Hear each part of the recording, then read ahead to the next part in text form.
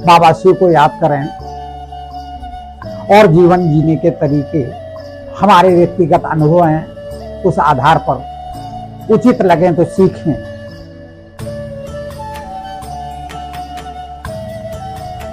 जो बच्चों को बहलाने के लिए माँ बाप मोबाइल पकड़ा देते हैं बच्चों को,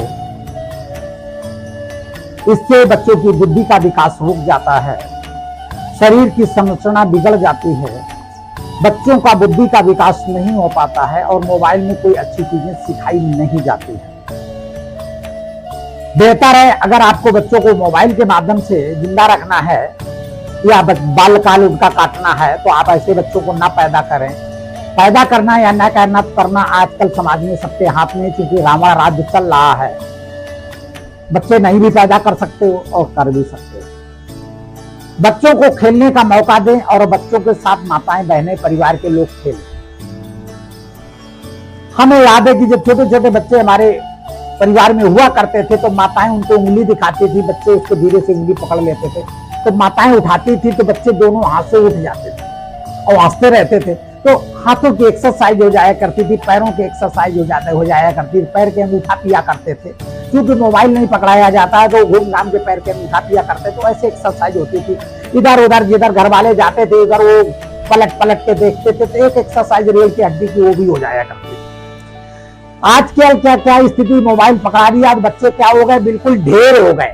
रीढ़ की हड्डी एकदम गोल हो गई, गर्दन झुका लिया और मुंह के गाल मोटे मोटे हो गए, क्यों ऐसे लटके रहे।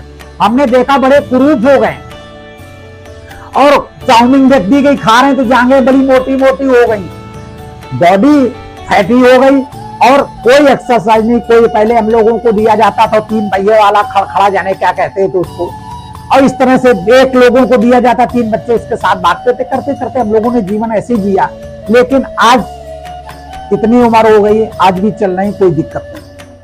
तो ऐसी स्थिति में बच्चों को मोबाइल हाथ पकड़ा के उनके जीवन का आप खिलवाड़ न करें, उनके आंखों के साथ खिलवाड़ न करें, उनकी गर्दन की हड्डी के साथ खिलवाड़ न करें, उनके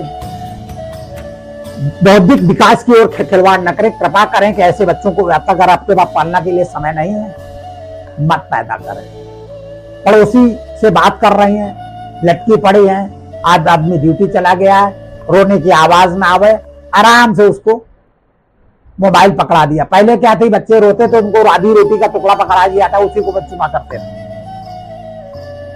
पहले क्या था, बच्चों के सामने तमाम सारे गिट्टी पत्थर और कुछ न कुछ टुकड़े फोड़े डाल दिया, बच्चे उसी को खेला करते थे, उसी में उलझे रहते थे, तो कुछ न कुछ करते थे। आज क्या करते हैं आप लोग, इस पर विचार करें। मैंने बहुत घरों में देखा है कि मोबाइल पकड़ा दिया, चाउमीन या बर्गर या वो माइक्रोनी उनको रख दी गई, वो खा रहे हैं, उनको पता ही नहीं कि कटोरी की खत्म हो गई, वो फिर भी चम्मच लड़ा रहे हैं और खा रहे हैं। इतना बुद्धिहीन मत बनाओ।